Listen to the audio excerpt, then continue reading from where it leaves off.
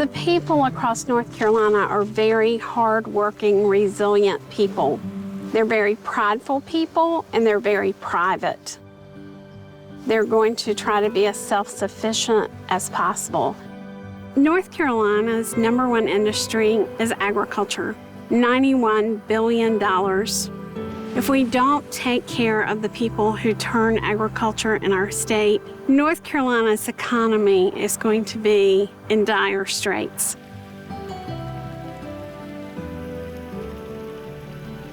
My name is Robin Tudor Markham, and I'm the director for the North Carolina Agri-Medicine Institute. Our mission is to promote the health and safety of farmers, fishermen, foresters, their workers, and their families.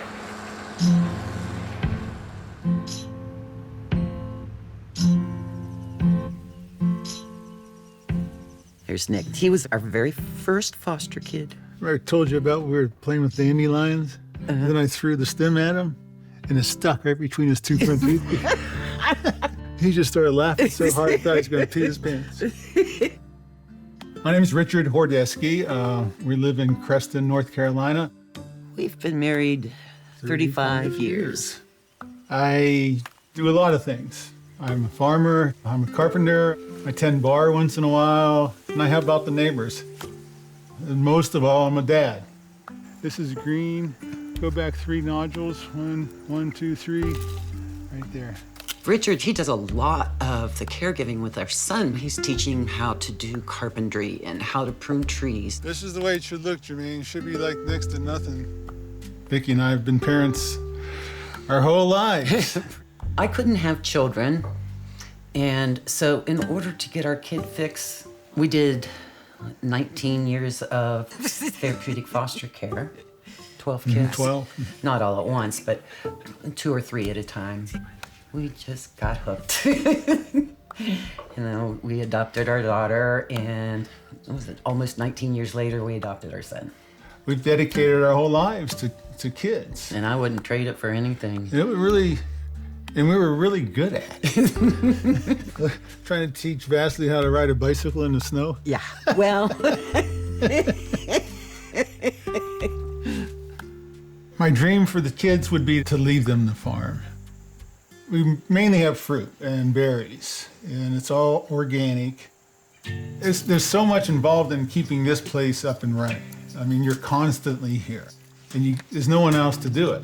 I have to do the pruning and the mowing and the harvesting, and it's just a lot. But that's what grounds me, so I love doing that aspect of it.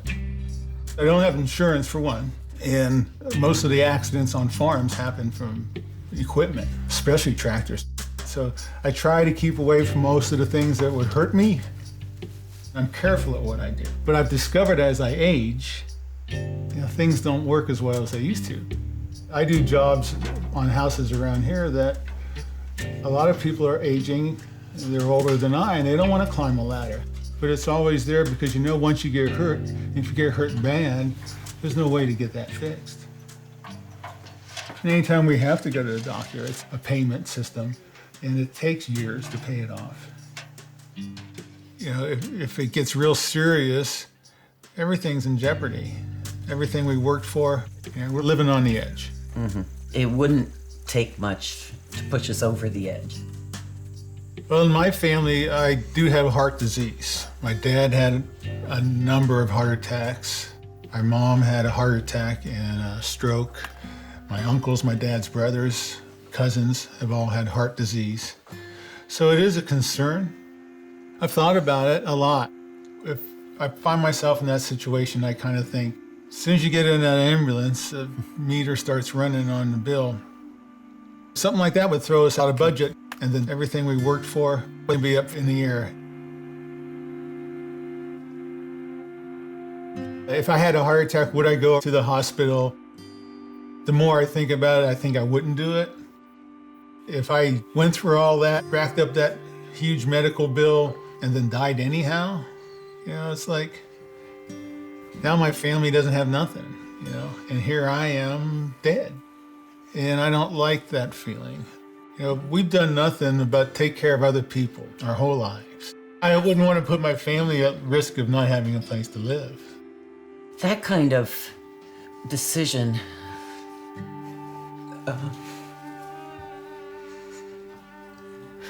it's hard to imagine. Because we've had such a partnership.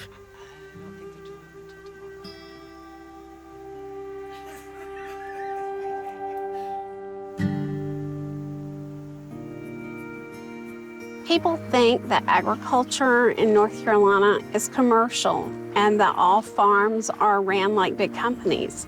The reality is that 97% of our farms are family-owned and operated.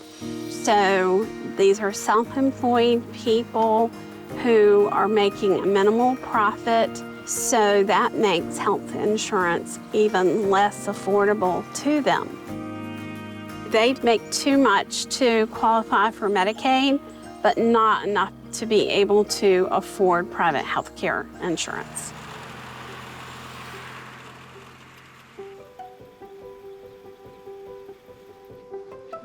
My name is Emma Childs. I live in Fairview, North Carolina, and I work at Root Cause Farm.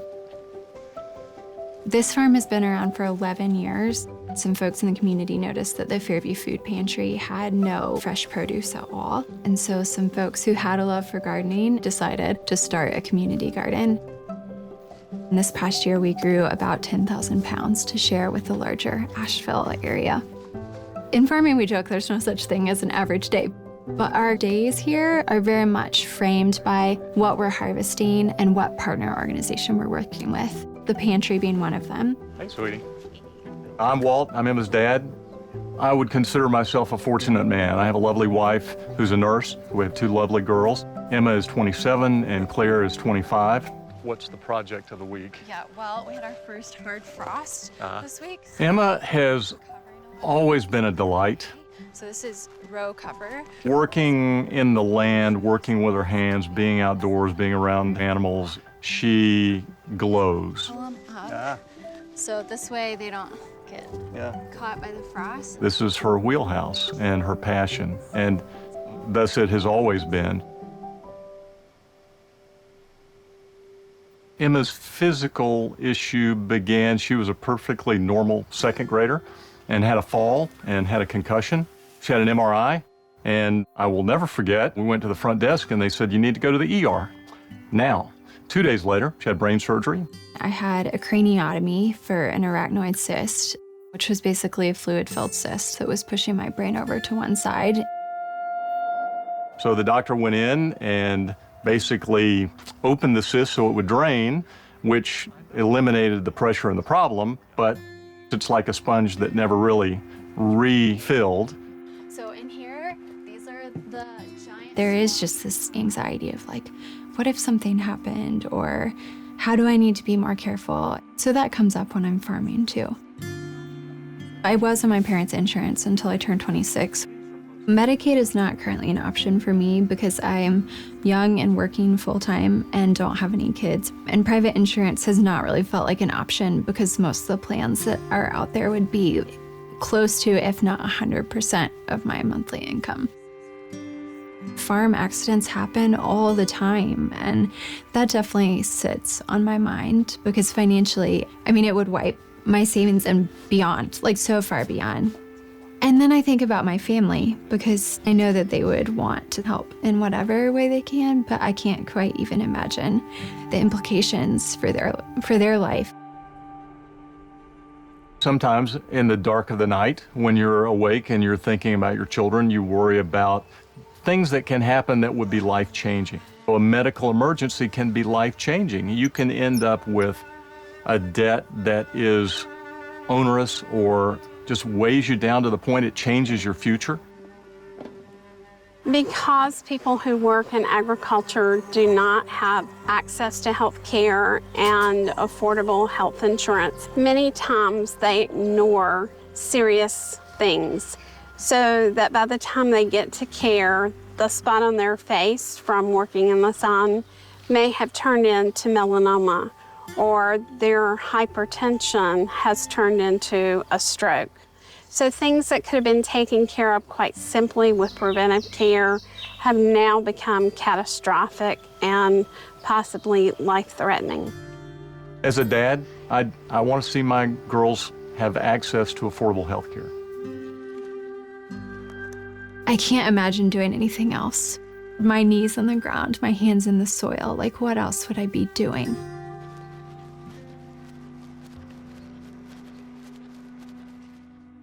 People in the Medicaid gap live everywhere. They live in every city, in every town. These are our neighbors, and we need to care for people that we live with. My name's Jubilee Brown. I'm a gynecologic oncologist in Charlotte, North Carolina. I see a lot of women in my practice who may be working multiple jobs, trying to take care of their families, but they don't make enough money to have good healthcare insurance, yet they make just barely too much for Medicaid, and so they fall through the cracks. My name is Adrienne Hayes Singleton, and I'm a lead teacher at Noah's Ark Children's Center in Wilmington, North Carolina. Being in the profession that I work in, we teach the babies. We have those children for the first 2,000 days of their life. It's our job to make sure that they have the basics that they need to be able to be successful preschoolers and on to adulthood. Keeps him safe and warm all throughout the night. She is by far the best teacher that I've seen. The parents love her. She's like that breath of fresh air when you see her. When I first met Adrienne, I was nervous because she was a minister. She is the love of my life. She's important to everybody. She's a wonderful person. She will give you the shirt off her back. My name is Tyshawn Singleton. I'm the husband of Adrienne. Adrienne will be in the camp where she does everything she's supposed to do. She works hard, but still can't get help. 3 to what? 5 or 4. Yeah, we've been actually. Yeah. She has diabetes, and she takes care of it with her diet and stuff like that. But still, what if your blood sugar goes so high and you need to go get insulin? What if you do cough up blood, but you can't afford to get it checked out? That plays a lot in my head. You know, with my wife, if she coughs, I'm worried. My sister's name is Sharon. This is her. And that's me. My sister, she passed away from colon cancer in January of 2017. I was there firsthand to see what she went through and was literally watching every step of the way, all the way to the very end. So that's one big thing that worries me the most about my health. My sister was, she's amazing. She was the person I was with 24/7 all the time. She was a hard worker. She owned her own hair salon, and even though she owned her own hair salon, she didn't make enough money to afford private insurance, and she didn't qualify for Medicaid because she made too much money. I do believe that if my sister had insurance, that she would still be alive today. I think there is a specific section of society that is impacted the most by the lack of healthcare coverage and the difficulty in obtaining Medicaid. Those people tend to be hardworking people who just don't make enough money to have private healthcare insurance, and they make too much money to qualify for Medicaid. I've always had some kind of thoughts about, whether or not cancer would, come to me because of the simple fact of my abnormal pap smear. It's like, even if it goes to the next step, then I'm at stage 1 for cervical cancer. Cervical cancer is 100% preventable, and no one should die from cervical cancer. We see women who are faced with, should they get their cancer care, or how are they gonna buy gas to get here? Women who make decisions about their lives based on how they're gonna pay their bills, and the coverage gap is a huge factor in that. All I have to do to get it from getting to that point is to get a quick laser outpatient procedure that I can't afford without health care. My life is dependent on other people right now. They don't seek care because they don't have coverage, and by the time they see us, it's too late to save their lives. Right now, my diabetes is under control through diet and exercise, but who's to say that it's going to stay that way? Right now, my abnormal pap smear is just an abnormal pap smear, but who's to say that it's going to stay that way? Closing this gap means that if it does go the opposite way, then I will be able to afford insulin, which is very expensive.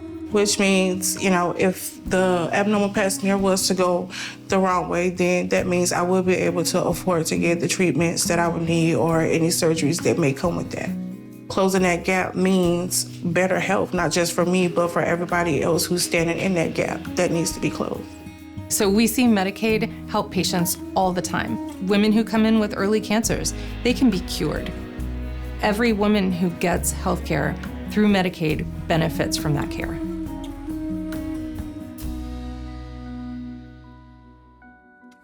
A lot of us have no insurance. Stop playing with our lives. Let us take care of each other and not have the stressors of not being able to take care of ourselves if we get sick. There's people dying without the preventative care, without care in general.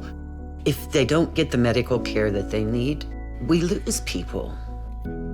If we do not take care of the health of the people who turn agriculture, our farms, our logging operations, and our fishing is going to disappear. And our entire landscape is going to look much different. I think my parents are proud of me, and I think it's the questions they encouraged me to ask as a child, the curiosity that they encouraged, that has led me to this path. My wife and I would both love for our daughters to be fulfilled, to be healthy and content, and to serve others, to have community, to be stable. Emma talks about work that is life-giving. Farmers weed and farmers dig and cultivate and work non-conventional hours. Farmers feed people, but somehow, mysteriously in that process, we are also fed. That's what keeps me coming back. Across the board, North Carolinians are kind and polite. They will give you the shirt off their backs. They would do anything for you. And they're incredibly welcoming. I went into healthcare to take care of people and not just wealthy people. I can't afford to get sick. Closing the gap would mean giving me an extended lifeline. Closing the gap means that I can afford to get preventive care. I feel like at this moment, they're playing God. That's the only way I see it. A lot of people are going to die because they won't be able to get the help that they need. If I'm not there to take care of my children, who's gonna do it? I am asking you to give me a fair playing field to get it myself. And I feel like, that's a lot of people in North Carolina. Nobody's asking for a handout, but I am asking you to make it fair so I can reach the same level that everybody else is able to reach. That's all I'm asking for.